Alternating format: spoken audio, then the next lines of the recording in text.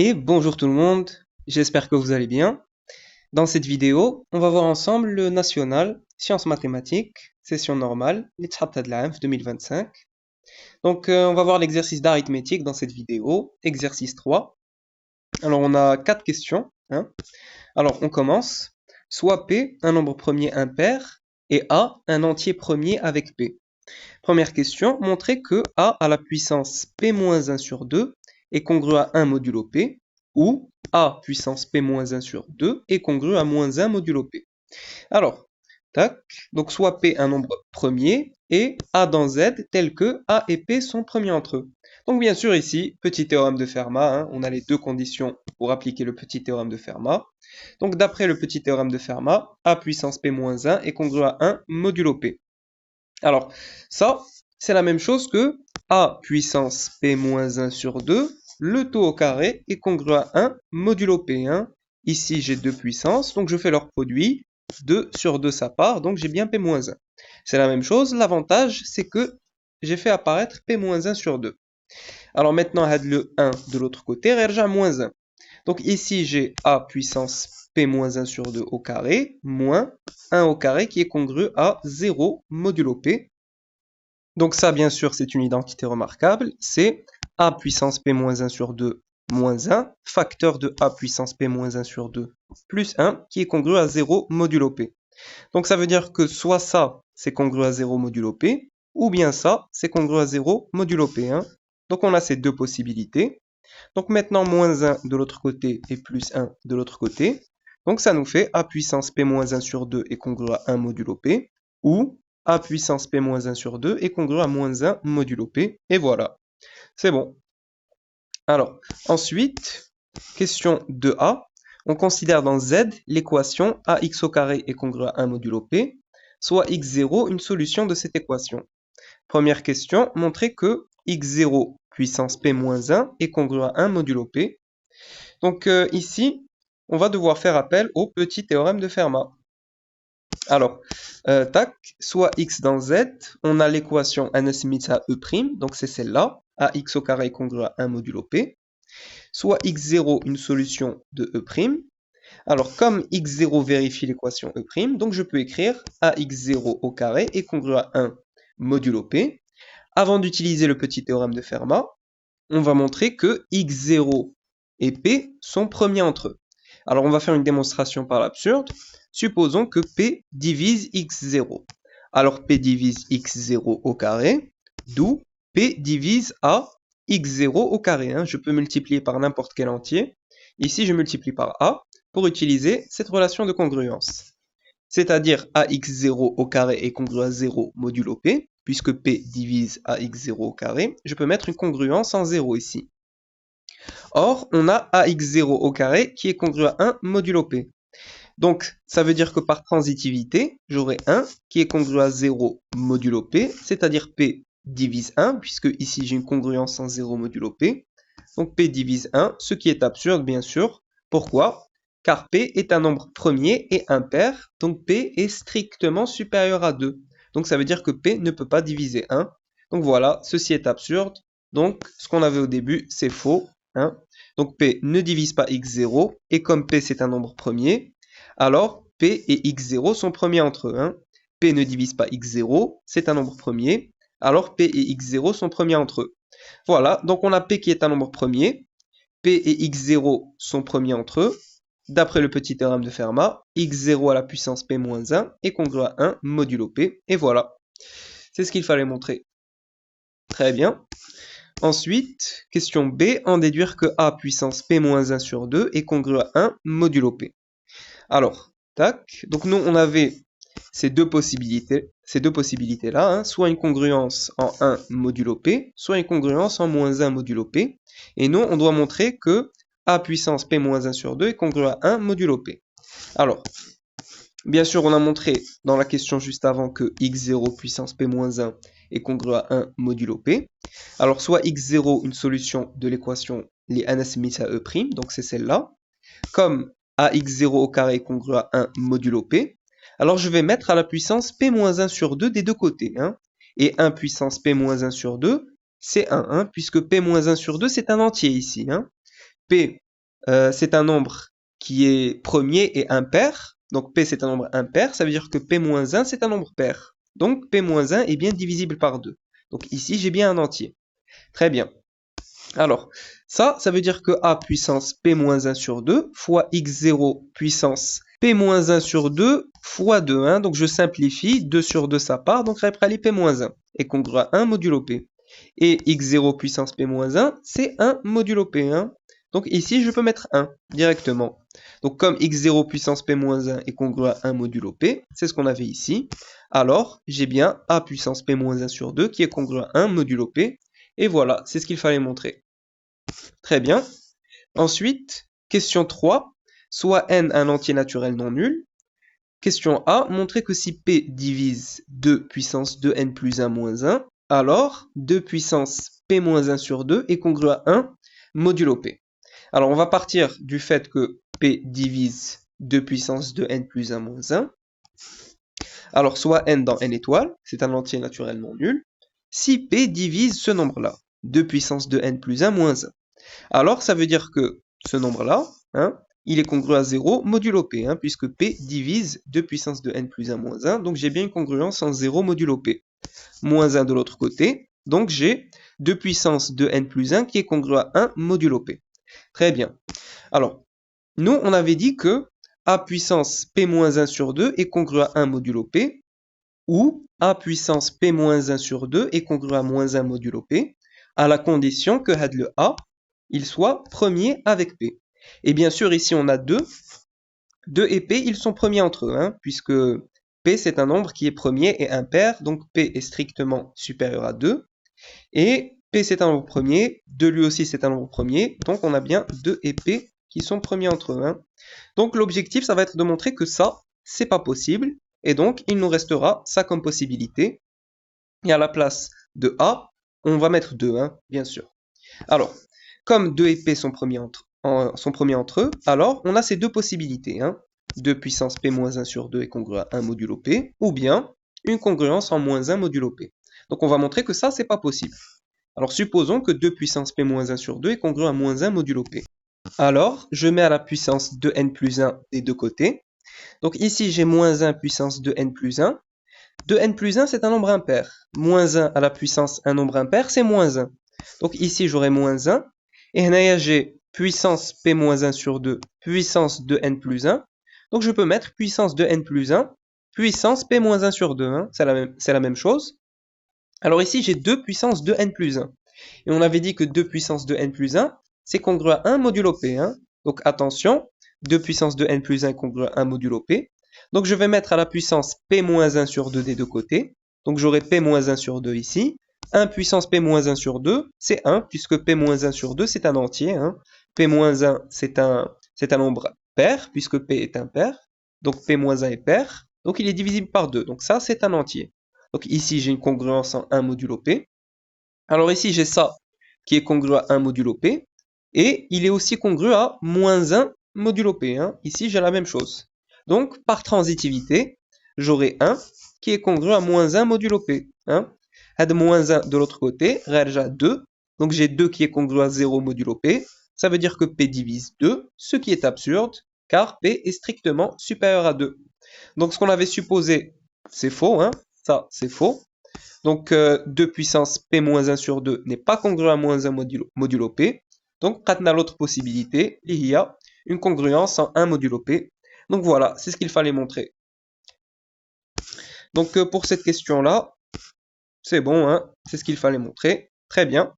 En déduire que l'équation E, alors c'est l'équation 11x plus 2 puissance de n plus 1 moins 1 y est égal à 1, admet au moins une solution dans z au carré. Alors ici, on a une équation diophantienne de la forme ax plus by est égal à c. Le a ici vaut à 11, le b vaut à 2 puissance de n plus 1 moins 1, et le c vaut à 1. Alors pour que une équation diophantienne de la forme ax plus by est égale à c admette des solutions dans z au carré, il faut que les coefficients a et b, il faut que leur PGCD divise le nombre c. Donc ça veut dire que le PGCD de 11 et 2 puissance de n plus 1 moins 1 doit diviser 1. Donc ça veut dire qu'il doit être égal à 1. Alors on va montrer que le PGCD de 11 et 2 puissance de n plus 1 moins 1 est égal à 1. Pour cela, donc soit x et y dans z au carré, on a l'équation E li عطاولنا هي هذه. E admet des solutions dans z au carré si et seulement si le PGCD de ces deux nombres divise 1, donc ça veut dire qu'il doit être égal à 1. Hein. Donc voilà, donc ce qu'on va faire, on va poser que P voit le PGCD de ces deux nombres. Hein. Donc سميتو P بلاني باش هكا باش هكا نخليو la même écriture اللي كانت عندنا avec P. Hein. Donc P c'est le PGCD de ces deux nombres, donc ça veut dire que P divise 11 et P divise 2 puissance de n plus 1 moins 1. Hein. Alors, P divise ces deux nombres, donc ça veut dire que 2 puissance P moins 1 sur 2 est congru à 1 modulo P. Hein. On avait dit que d'après la question précédente, si P divise 2 puissance de n plus 1 moins 1, alors 2 puissance P moins 1 sur 2 est congru à 1 modulo P. Très bien. Or, 11 est un nombre premier. Hein. Donc, comme P divise 11, ça veut dire que P est égal à 1 ou P est égal à 11. Donc on va montrer que P n'est pas égal à 11, donc ça veut dire que P est égal à 1. Alors pour ce faire, si P est égal à 11, on a, alors d'après ça, 2 puissance 11 moins 1 sur 2, alors c'est quoi? C'est 2 puissance 10 sur 2, c'est-à-dire 2 puissance 5, les 32. Alors il faut vérifier que 2 puissance 11 moins 1 sur 2, donc ça veut dire que 32, il est bien congru à 1 modulo P. Hein. Alors 32, c'est 11 fois 3 moins 1. Hein. 11 fois 3, c'est 33. Donc moins 1, on retrouve 32. Donc ça veut dire que 2 puissance 11 moins 1 sur 2 est congru à moins 1 modulo 11. Hein. Donc il n'est pas congru à 1 modulo 11. Donc ça veut dire que P ne peut pas être égal à 11. Hein. Donc ce n'est pas congru à 1 modulo 11. Donc P est différent de 11. Donc P est égal à 1. Hein. Donc voilà, P c'est le PGCD de ces deux nombres. Il est bien égal à 1. Donc c'est ce qu'on voulait montrer. Hein. On voulait montrer que le PGCD de ces deux nombres est égal à 1 pour pouvoir dire que cette équation, elle admet bien au moins une solution dans z au carré. Donc voilà. Donc l'équation E admet au moins une solution dans z au carré. Très bien. Parfait. Alors ensuite, on enchaîne avec la question 4. On considère dans z l'équation F. Donc c'est l'équation x au carré plus 5x plus 2 est congru à 0 modulo 11. Question A, montrer que l'équation F, donc celle-là, elle est équivalente à cette équation-là. 2 facteurs de 2x plus 5 au carré est congru à 1 modulo 11. Donc ce qu'on va faire, on va d'abord montrer que l'équation F, elle implique cette équation. Ensuite, on va montrer que cette équation implique F, donc on aura bien la double implication, donc l'équivalence. Alors, tac, donc ça c'est bon. Donc soit x dans z, on a l'équation F y. Alors ça veut dire que je fais passer le 2 de l'autre côté, donc j'ai x au carré plus 5x qui est congru à moins 1 modulo 11. Or, 2x plus 5, le tout au carré, alors c'est ce qu'on avait l'autre équation qu'on nous a donnée, 2x plus 5 au carré. Je vais essayer de le réécrire pour pouvoir l'utiliser et montrer que f implique cette équation-là. Alors, 2x plus 5 le tout au carré, je vais développer, donc c'est une identité remarquable, je trouve ça. 4x au carré plus 20x plus 25. Je factorise par 4 ici, donc j'ai 4 facteurs de x au carré plus 5x plus 25. Et là, qu'est-ce que j'ai? J'ai fait apparaître ça, x au carré plus 5x. Très bien. Donc je vais repartir de là, jusqu'à faire apparaître ça, et donc j'aurai bien 2x plus 5 le tout au carré. Alors, je repars d'ici, je vais multiplier par 4 de chaque côté, donc 4 facteurs de x au carré plus 5x est congru à moins 2 fois 4, c'est moins 8, modulo 11. Maintenant, je rajoute 25 des deux côtés, donc dit plus 25 naya, et moins 8 plus 25, c'est 17, donc 17 modulo 11. Et là, j'ai fait apparaître ça, donc je peux mettre à sa place 2x plus 5 au carré, voilà. Et ici, j'ai 17, alors je vais faire 17 moins 11, 17 moins 11 c'est 6, hein. Donc j'ai bien une congruence en 6 modulo 11. Maintenant je multiplie par 2 de chaque côté, donc j'ai 2 facteurs de 2x plus 5 au carré, qui est congru à 6 fois 2 c'est 12, donc 12 modulo 11. Et 12 modulo 11 c'est la même chose que 1 modulo 11, hein, puisque 12 c'est 11 fois 1 plus 1. Donc je peux mettre 1 ici à la place de 12, Donc j'aurai une congruence en 1 modulo 11, et voilà. Parfait. Donc là, j'ai montré que si j'ai l'équation f, alors j'ai 2 facteurs de 2x plus 5 au carré, qui est congru à 1 modulo 11.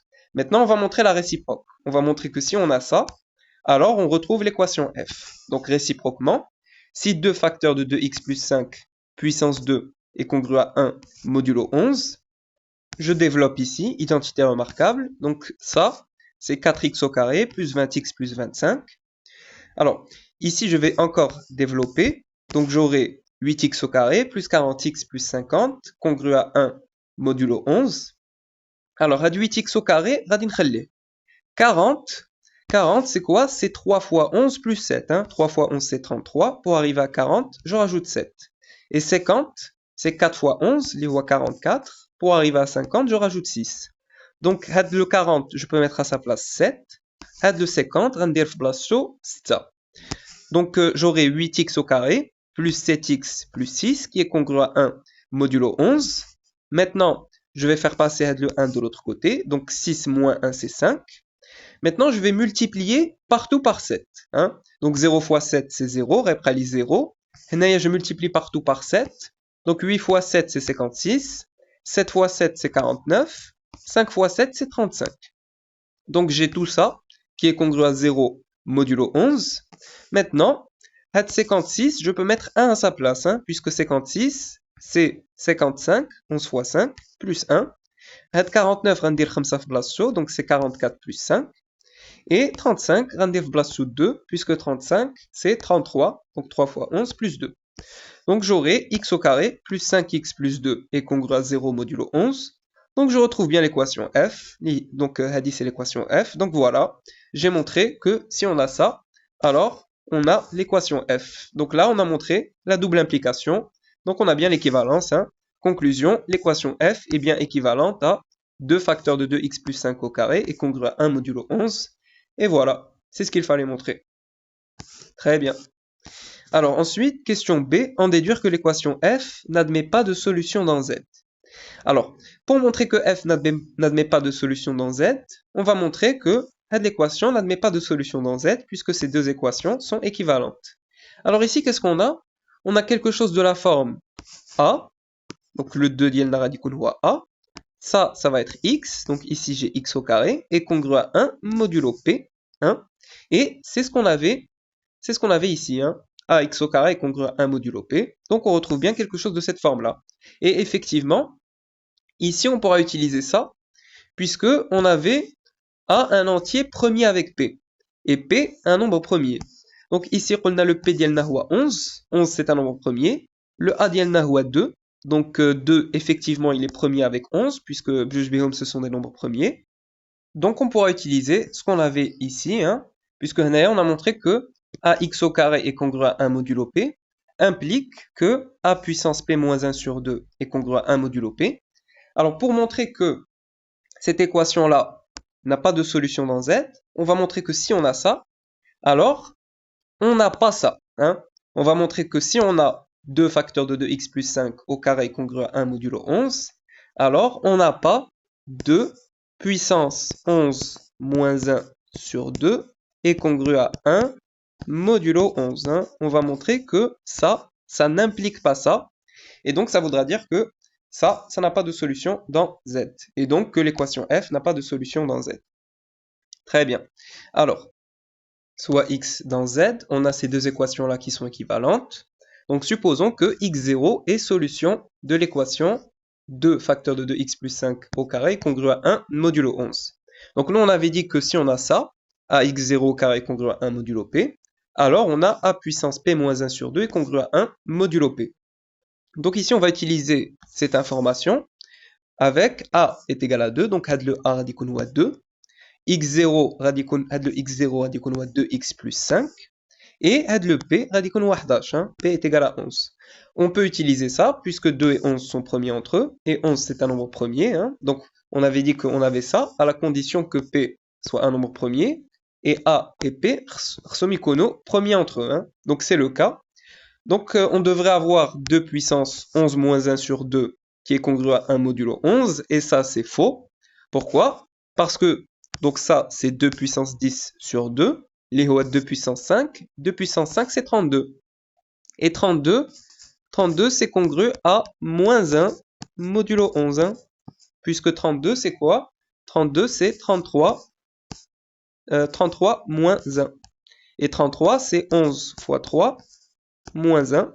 Donc ici, on a bien une congruence en moins 1 modulo 11. Hein.